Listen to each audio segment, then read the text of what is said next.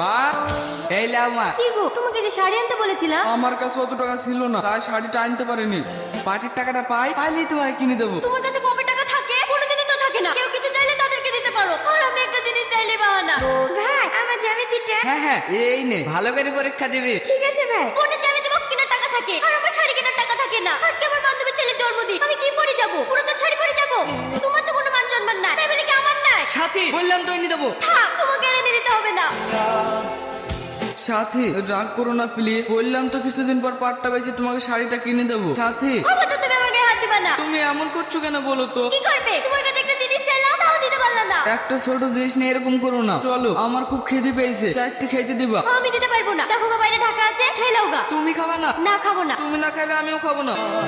চলো, একটা কথা বলবো? হ্যাঁ বলো। চলো না, কালকে মাদের বাড়ি থেকে বেরিয়ে আসি, অনেকদিন যাওয়া হয়নি। ঠিক আছে, তুমি কালকে রেডি হয়ে থেকো, আমি কাজ থেকে এসে দুজনে চলে যাব। কাল কিন্তু একটু তাড়াতাড়ি আসবা। ঠিক আছে। দেখেছো, কথা বলতে বলতে ভুলেই গেছি, টনি ভাই কালকে একটা মোচা দিয়েছিল, খেয়ে দেখো তো কেমন হয়েছে। কে রান্না করেছো এটা? কেন, আমি ভালো হয়নি? হ্যাঁ হ্যাঁ, ভালো হয়েছে। না, তুমি মিথ্যে কথা বলছো, ভালো হয়নি তাই না? বললাম তো ভালো হয়েছে। তুমি আমাকে বকলা। দেখ, খাবোই না। কি রে বাবু, নাকি উঠে পড়লে যে? বাবু, বাবু, কি হয়েছে গো বৌমা? রোন নাকি চলে গেল কেন? আমি সাত করে একটা তরকারি রান্না করেছি, আর ওটা খেয়ে আপনার ছেলে দাপাতে দাপাতে চলে গেল। ওই দেখি তরকারিটা। তরকারিটা তো একদমই নুন দাওনি। এই তরকারি খাওয়া যায় নাকি? কি গো, তুমি এখানে দাঁড়িয়ে কেন? তুমি নাকি রাগ করে চলে গেলা, সেই জন্য আমি এখানে দাঁড়িয়ে আছি। তুমি কখন আসবা বলি? আরে পাগলি, রাগ করবে কেন? আমি একটু পাড়ার দিকে গেছিলাম। সত্যি তুমি রাগ করনি তো? না না, চলো। তোমার মনে আছে তো, আজ কিন্তু মায়ের বাড়ি যাবো, একটু তাড়াতাড়ি চলে আসবা, আমি সেজে গুজে রেডি হয়ে থাকবো। আচ্ছা ঠিক আছে, তাড়াতাড়ি চলে আসবো। এই রোহন, আজকে তোদের দুজনকে গাড়ি লোড দিতে হবে। কেন? সাহেব তখন আব্দুল ওরা আসবে না? না, ওদের সব জ্বর এসছে, ফোন করেছিলাম, বললে আসতে পারবে না। তোদেরকেই সব গাড়ি লোড দিতে হবে। বাবু, আজকে আমি শ্বশুর বাড়ি যাবো, একটু তাড়াতাড়ি ছুটি পেলে খুব ভালো হতো। না না, ওসব ছুটি ফুটি হবে না, গাড়িটা আজকে লোড করে পাঠাতে হবে। ভাবি, এত সাজে গুজে করছো, কোথাও যাবা নাকি? হ্যাঁ, তোর ভাই বাড়ি আসলে মায়ের বাড়ি যাবো। ঠিক আছে ভাবি, তাহলে মায়ের বাড়ি থেকে ঘুরে আসো।